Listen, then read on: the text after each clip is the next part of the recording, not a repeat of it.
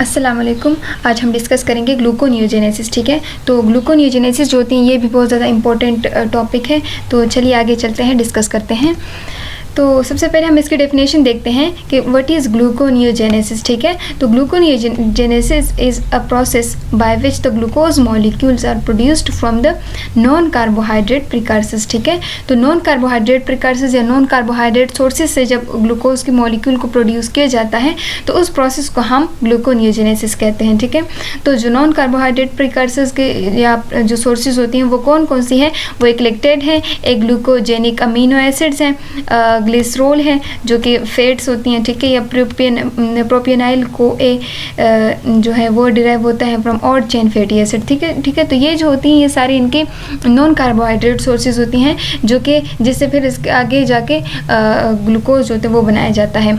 Gluconeogenesis जो होती है उसके वो कहाँ पे मेनली पाया जाता है, mainly occurs in the liver and to a lesser extent in the renal cortex. ठीक है, तो ये कुछ अमाउंट जो होती हैं करीबन 10% जो होती हैं वो किडनी में होता है और बाकी जो 80-90% होता है वो लीवर में होता है। ठीक है, the pathway is partly mitochondrial and partly cytoplasmic. ठीक है, तो ये जो पाथवे होता है वो आधा जो होता है वो माइटोकॉन्ड्रिया में होता है और आधा जो होता है वो साइटोप्लाज्म में होता है। ठीक है, यानी साइटोसोल में पाया जाता है। ठीक है, अच्छा यहाँ पे हम इसका ग्लूकोनियोजेनेसिस का ओवरव्यू देखते हैं।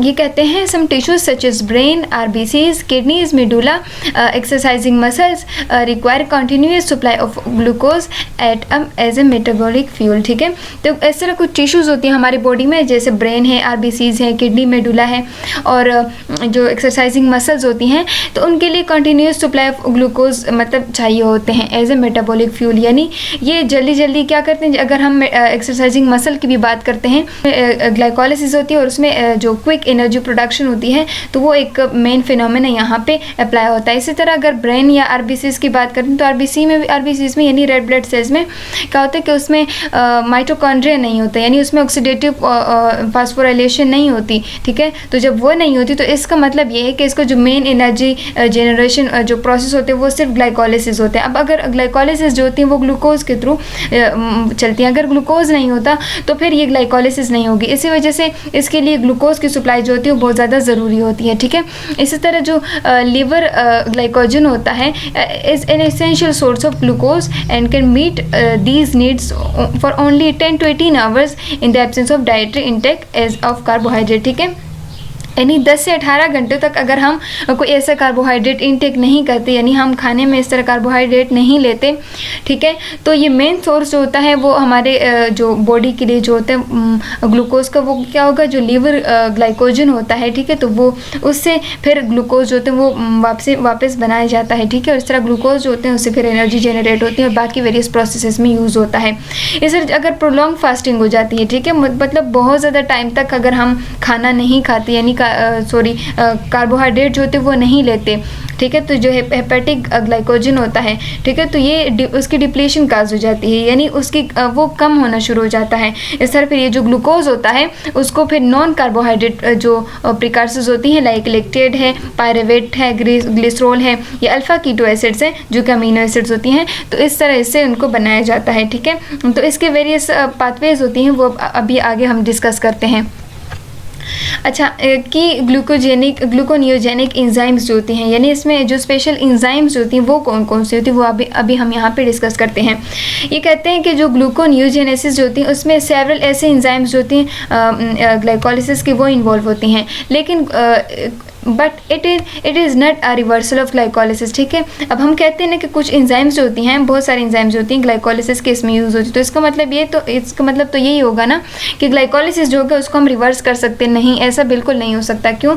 क्योंकि उसमें कुछ ऐसे इरिवर्सिबल स्टेप्स भी पाए जाते हैं। ठीक है, ग्लाइकोलाइसिस में कुछ ऐसे इरिवर्सिबल स्टेप भी पाए जाते हैं जिस तरह फिर उनको बाईपास करना पड़ता है, उनके लिए एक स्पेशल एंजाइम्स होती है, यानी 4 एंजाइम्स अवेलेबल होती हैं हमारे बॉडी में। ठीक है, और वो एंजाइम जो होती हैं फिर आगे जाके ग्लूकोनियोजेनेसिस का जो होल पाथवे होता है फिर उस तरह वो उसको रेगुलेट करते हैं। जो फर्स्ट एंजाइम होता है वो है पायरेवेट कार्बोक्सिलेज। ठीक है, सेकेंड जो एंजाइम है वो फॉस्फोइनोल पायरेवेट कार्बोक्सीकाइनेज। ठीक है, जो थर्ड एंजाइम है वो है फ्रक्टोज 1,6 बेस फॉस्फेटेज और जो फोर्थ एंजाइम है वो है ग्लूकोज 6 फॉस्फेटेज। ठीक है, तो ये मेन 4 एंजाइम्स होती हैं जो कि इरिवर्सिबल स्टेप्स जो ग्लाइकोलिसिस में होती हैं उसको रेगुलेट करती हैं, उसको कैटलाइज करती हैं, ठीक है। अच्छा, फिर कहते हैं कि जो सबस्ट्रेट होती हैं ग्लूकोनियोजेनेसिस के लिए वो कौन कौन सी होती हैं, ठीक है। तो सबसे पहले जो सबस्ट्रेट होता है वो है ग्लिसरॉल है, ठीक है। Glycerol is release during the hydrolysis of triglycerols triacyl glycerols in adipose tissues and delivered by the blood to the liver, ठीक है।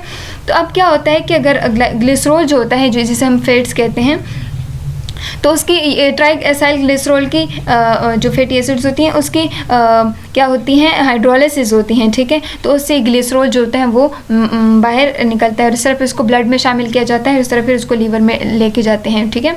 फिर ग्लिसरॉल जो होता है उसकी फॉस्फोराइलेशन होती है। देखिए यहाँ पे नीचे इस रिएक्शन में दिया भी गया है कि देखिए ग्लिसरॉल जो होती हैं यहाँ पे एक ATP जो होता है वो एंटर होता है और इस तरह ADP बन जाता है और एक फॉस्फेट जो होते हैं इसमें इंसर्ट होता है और ग्लिसरॉल 3 फॉस्फेट जो होते हैं वो बना लेते हैं। इस रिएक्शन को कौन सा एंजाइम कैटलाइज करता है, ग्लिसरॉल काइनेज जो होता है इस रिएक्शन को कैटलाइज करता है, ठीक है। इस तरह यहाँ पे देखें एक दूसरा एंजाइम आता है ग्लिसरॉल 3 फॉस्फेट डिहाइड्रोजिनेज, ठीक है। ये ग्लिसरॉल 3 फॉस्फेट को कन्वर्ट कर देता है इनटू डाईहाइड्रोक्सी एसीटोन फॉस्फेट, ठीक है। और यहाँ पे क्या होता है, एक NAD जो होती है NAD वो NADH में रिड्यूस हो जाते हैं, ठीक है। अच्छा, फिर ये डाईहाइड्रोक्सी एसीटोन फॉस्फेट जो होता है फिर ये ग्लाइकोलिसिस का आगे जाके पार्ट बनता है, ठीक है। अच्छा, फिर जो सेकंड सबस्ट्रेट है ग्लूकोनियोजेनेसिस का वो क्या है, वो लैक्टेट है, ठीक है। लैक्टेट जो होता है वो रिलीज किया जाता है into the blood by the exercising skeletal muscles and by the cells that lack mitochondria like RBCs, ठीक है।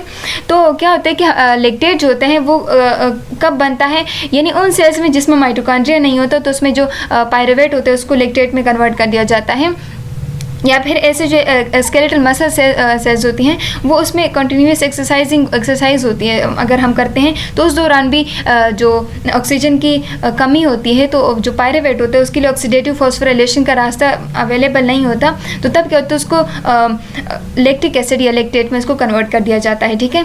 अब क्या होता है कि जो ब्लड बोर ग्लूकोज होता है उसको कन्वर्ट कर दिया जाता है into exercising muscle to lactate, ठीक है। वही वाली बात कि जो ब्लड का जो ग्लूकोज होता है उसको कन्वर्ट कर दिया जाता है इनटू लैक्टेट ड्यूरिंग एक्सरसाइज, ठीक है। और इस तरह फिर उसको डिफ्यूज़ किया जाता है which diffuses into the blood, और वो ब्लड में डिफ्यूज हो जाता है and this lactate is taken up by the liver and reconverted to the glucose, ठीक है। फिर लीवर जो होते हैं उसको लेता है और उसको वापस से कन्वर्ट कर देता है ग्लूकोज में, which is release back into the circulation. और इस तरह सर्कुलेशन में यानी जो हमारे सर्कुलेटरी सिस्टम होता है, जब हमारा ब्लड होता है उसमें फिर इस तरह उसको रिलीज़ किया जाता है। यहाँ पे लैक्टेट जो होता है उसको कन्वर्ट कर दिया जाता है इनटू पायरुवेट, ठीक है। पायरुवेट में इसको कन्वर्ट कर दिया जाता है। अब पायरुवेट जब यहाँ पे क्या होता है, ये ग्रुप जो होते हैं इसमें सिर्फ यहाँ पे डिफरेंस आता है, यहाँ पे कीटो ग्रुप आता है, ठीक है।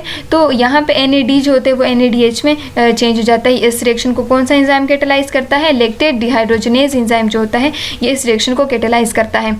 अब हम डिस्कस करते हैं कि जो थर्ड सबस्ट्रेट है ग्लूकोनियोजेनेसिस का वो क्या है। इस अमीनो एसिड जो होते हैं वो इसके थर्ड सबस्ट्रेट ग्लूकोनियोजेनेसिस का है, और वो देखते हैं amino acid derived from the hydrolysis of the tissue proteins are the major sources of glucose during a fast, ठीक है। अगर मतलब हम ज़्यादा टाइम तक हम कोई खाना नहीं खाते तो हमारे जो मसल्स होती हैं, हमारी जो टिश्यूज़ होती हैं या बाकी जितनी भी टिश्यूज़ होती हैं तो उनमें क्या होता है, उसमें प्रोटीन जो होते हैं वो पाया जाता है, और प्रोटीन को जो होता है उसकी हाइड्रोलिसिस होती है और उसको अमीनो एसिड में चेंज कर दिया जाता है। फिर उन अमीनो एसिड को कन्वर्ट कर दिया जाता है इनटू ग्लूकोज अगर हम ज़्यादा देर तक खाना नहीं खाते, ठीक है। So the alpha keto acid such as alpha ketoglutarate are derived from the metabolism of the glucogenic amino acid, ठीक है। इस तरह फिर ग्लूकोजेनिक अमीनो एसिड जो होती हैं उसकी मेटाबॉलिज्म होती है और इस अल्फा कीटोग्लूटारेट जो होते हैं उसमें इसको चेंज कर दिया जाता है, और अल्फा कीटोग्लूटारेट जो होता है फिर आगे जाके TCA साइकिल का पार्ट बनता है, ठीक है। और जब TCA साइकिल यानी ट्राइकार्बोक्सिलिक एसिड साइकिल या क्रेब साइकिल जो जिसको हम कह सकते हैं, तो जब उसमें ये एंटर होते हैं तो उसके बाद ये ऑक्जेलोएसीटेट में चेंज हो जाता है। फिर ऑक्जेलोएसीटेट जो होता है फिर वो आगे जाता है और फॉस्फोइनोल पायरुवेट बना लेते हैं, और फॉस्फोइनोल पायरुवेट जो होता है ये फिर क्या करता है, ये ग्लाइकोलिसिस का पार्ट बन जाता है, ठीक है। यहाँ पे देखिए एलानिन जो होता है ये भी एक अमीनो एसिड है, उसको कन्वर्ट कर दिया गया है यहाँ पे पायरुवेट में, ठीक है। यहाँ पे देखिए कीटो एसिड हम इसको कह सकते हैं, तो कीटो एसिड में इसको चेंज कर दिया है। इसके लिए कौन सा एंजाइम जो होती है यहाँ पे इन्वॉल्व होता है, एलानिन अमीनो ट्रांसफरेज या अच्छा, एलेनिन अमीनो ट्रांसफरेज या इसको ALT भी कहते हैं, ठीक है। इस तरह कीटो अल्फा कीटो ग्लूटारेट जो होते हैं इसको कन्वर्ट कर दिया जाता है इनटू ग्लूटामेट में, ठीक है। तो ये जनरल रिएक्शन जो होती है, ट्रांसएमिनेज रिएक्शन जिसको हम कह सकते हैं, यहाँ पे ये इन्वॉल्व होता है।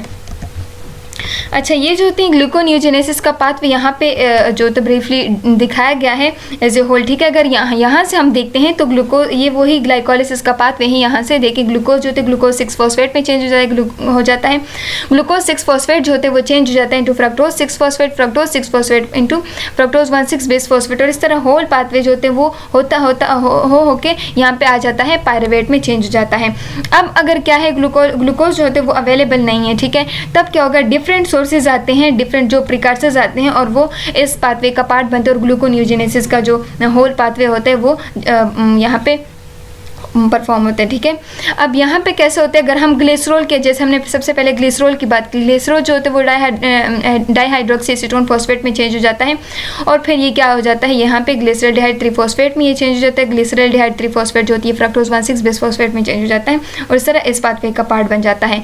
यहाँ पे देखें डिफरेंट अमीनो एसिड्स जो होती हैं वो यहाँ पे एंटर होते हैं। कुछ जो होते हैं डायरेक्टली यहाँ पे पायरुवेट बना लेते हैं, जैसे ग्लाइसिन है, लानिन है, सीरीन है, सिस्टीन है, और बाकी जो होती हैं वो वेरियस पॉइंट्स पे आके यहाँ पे TCA साइकिल, जिसको हम ट्राई कार्बोक्सिलिक एसिड साइकिल या हम उसको क्रेब्स साइकिल भी कहते हैं, तो इसका पार्ट बन जाते हैं, ठीक है। यहाँ पे देखें ये डिफरेंट अमीनो एसिड यहाँ पे बताए गए हैं, ठीक है। मेथियोनिन, वेलिन, यहाँ पे डिफरेंट अमीनो एसिड, यहाँ पे देखिए सक्सिनाइल को A का पार्ट बना रहे हैं, ठीक है।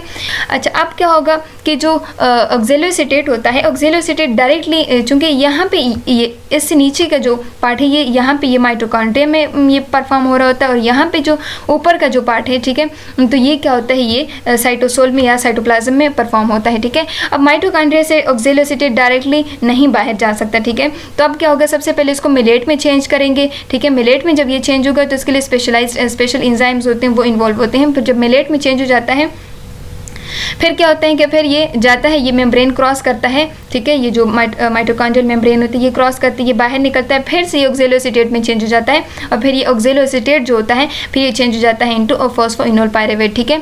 अब यहाँ पे शो हो चुका है कि जो डिफरेंट पायरुवेट से डिफरेंट पायरुवेट जो होती है डायरेक्टली फॉस्फोइनोल पायरुवेट में चेंज नहीं होता, क्योंकि ये इरिवर्सिबल स्टेप होता है। पायरुवेट जो होते हैं इसको चेंज कर दिया जाता है इंटू ऑक्जेलोएसीटेट, ऑक्जेलोएसीटेट को मिलेट को फिर वापस से चेंज कर दिया जाता है इंटू फॉस्फोइनोल पायरुवेट, ठीक है।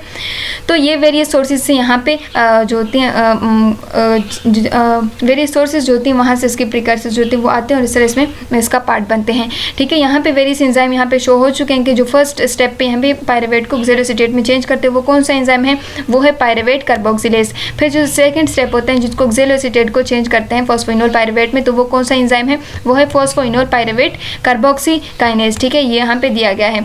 फिर थर्ड स्टेप जो होता है ये वाला स्टेप जो होता है ये भी इरिवर्सिबल होता है ग्लाइकोलिसिस में, ठीक है। तो इसको कौन सा एंजाइम, ये यहाँ पे फॉस्फोफ्रक्टोकाइनेज जो होता है ये इसको कैटालाइज करते हैं, तो चूंकि ये अब इसको हमने बाईपास करना है, तो बाईपास करने के लिए यहाँ पे स्पेशल एंजाइम होता है जिसको फ्रक्टोज 1,6 बेस फॉस्फेटेज कहते हैं। तो ये उसको क्या कर देता है, इसको वापस से बाईपास करते हैं, और यहाँ पे जो इनऑर्गेनिक फॉस्फेट होते हैं वो जनरेट करते हैं, और वाटर मॉलिक्यूल यहाँ पे एंटर होता है, ठीक है। यहाँ पे जो फोर्थ यहाँ पे ये वाला जो स्टेप होता है ये भी इरिवर्सिबल होता है, तो इसके लिए भी एक स्पेशल एंजाइम होता है जिसको हम ग्लूकोज 6 फॉस्फेटेज कहते हैं, और इस तरह फिर वापस से ये ग्लूकोज में चेंज हो जाता है।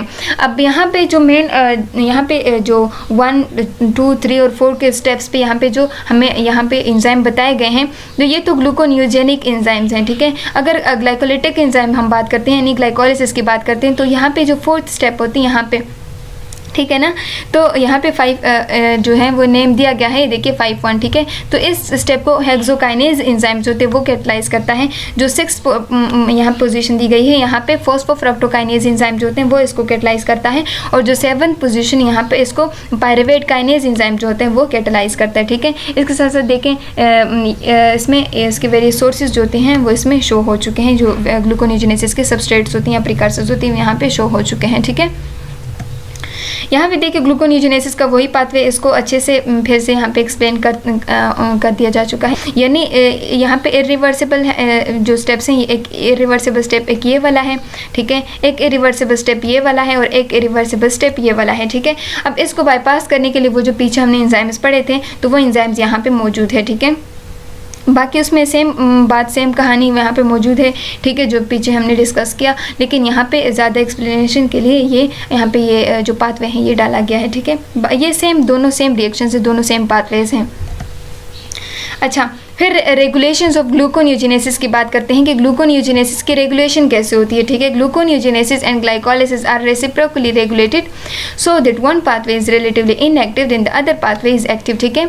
ये दोनों पाथवेज होती हैं, ग्लाइकोलाइसिस और ग्लूकोनियोजेनेसिस की जो दोनों पाथवेज होती हैं एक दूसरे के साथ रेसिप्रोकली रेगुलेट होती हैं। यानी अगर यानी अगर हम ग्लाइकोलाइसिस की बात करते हैं तो ग्लाइकोलाइसिस जो होगा वो इनएक्टिव होगा, यानी ग्लूकोज जो होगा वो नहीं होगा तो वो इनएक्टिव होगा, तो उसके बाद जो ग्लूकोनियोजेनेसिस का पाथवे होगा वो फिर एक्टिव होगा। इस तरह अगर ये ग्लूकोनियोजेनेसिस का पाथवे इनएक्टिव हो जाता है तो फिर ग्लाइकोलाइसिस का पाथवे जो होगा वो एक्टिव होगा, ठीक है। तो इसमें वेरियस रेगुलेटरी स्टेप्स होते हैं जिसको हम आप भी डिस्कस करते हैं।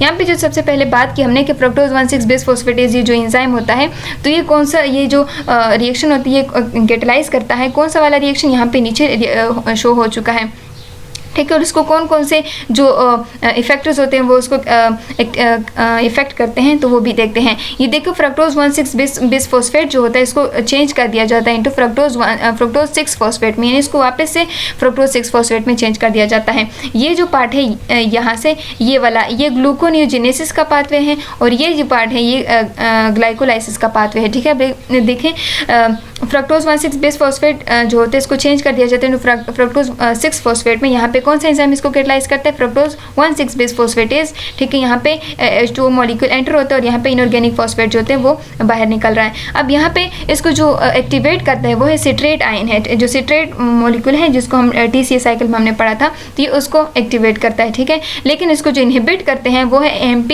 एडेनोसिन मोनोफॉस्फेट है और फ्रक्टोज 2,6 फॉस्फेट जो होते हैं ये इसको इनहिबिट करते हैं, ठीक है। इसके बिल्कुल उलट जो होते हैं वो ग्लाइकोलाइसिस में होता है कि जो AMP होता है, ठीक है, वो इसको रेगुलेट करता है। यानी अगर AMP ज़्यादा मिकदार में हमारे पास अवेलेबल है तो क्या होगा, ATP की कमी होगी और इस तरह ग्लाइकोलाइसिस का पाथवे होगा। इस तरह फ्रक्टोज 2,6 फॉस्फेट जो होती हैं ये उसको क्या करता है, इस रिएक्शन को या इस जो स्टेप होता है इस स्टेप को एक्टिवेट करता है। तो यहाँ पे रेगुलेशन ऑफ ग्लूकोनियोजेनेसिस की बात हो रही है कि जो ATP होता है वो ग्लूकोनियोजेनेसिस के पाथवे को इन्हांस करता है, ठीक है। इस तरह वेरियस हार्मोन्स की यहाँ पे बात हो रही है तो वो क्या करते हैं, जो ग्लूकोकॉर्टिकाइड होती हैं वो हेपेटिक अमीनो ट्रांसफरेजेस होती हैं, जो एंजाइम्स होती हैं ये उसको सिंथेसाइज करते हैं और इस तरह फिर क्या होता है कि जो वेरियस सबस्ट्रेट होती है ग्लूकोनियोजेनेसिस के लिए उसको वो प्रोवाइड करते हैं।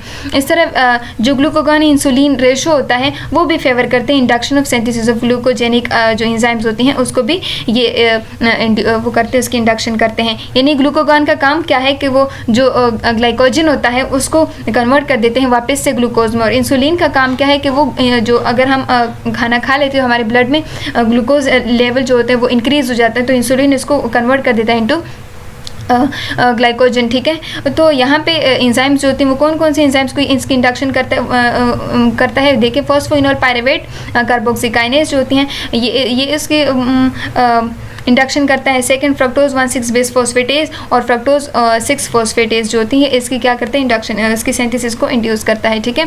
फिर बात होती है कि एट द सेम टाइम जो ग्लाइकोलिटिक एंजाइम्स होती है जैसे हेक्सोकाइनेज है, फॉस्फोफ्रक्टोकाइनेज है और पायरुवेट काइनेज, इसकी जो सिंथेसिस होती हैं, ठीक है, उसको भी उसको डिप्रेस कर देता है। इस तरह इंसुलिन जो होती है, इंसुलिन के प्रोसेस जो होती हैं इस इंसुलिन उसको इनहिबिट कर देते हैं, यानी ग्लूकोनियोजेनेसिस के प्रोसेस को इंसुलिन इनहिबिट करता है। तो यहाँ पे बताया गया ग्लूकोज जो होते हैं उसको पायरुवेट में चेंज कर देते हैं, ठीक है। ये ग्लूकोनियोजेनेसिस ये ग्लूकोगॉन जो होता है ये उसको एक्टिवेट करता है, ग्लूकोकॉर्टिकॉइड जो एक्टिवेट करता है, लेकिन इंसुलिन जो होती है उसको इनहिबिट करता है, ठीक है। ये ग्लाइकोलाइसिस में अगर हम देखते हैं तो इंसुलिन जो होता है ये क्या करता है, इस जो ग्लाइकोलाइसिस इसको एक्टिवेट करता है।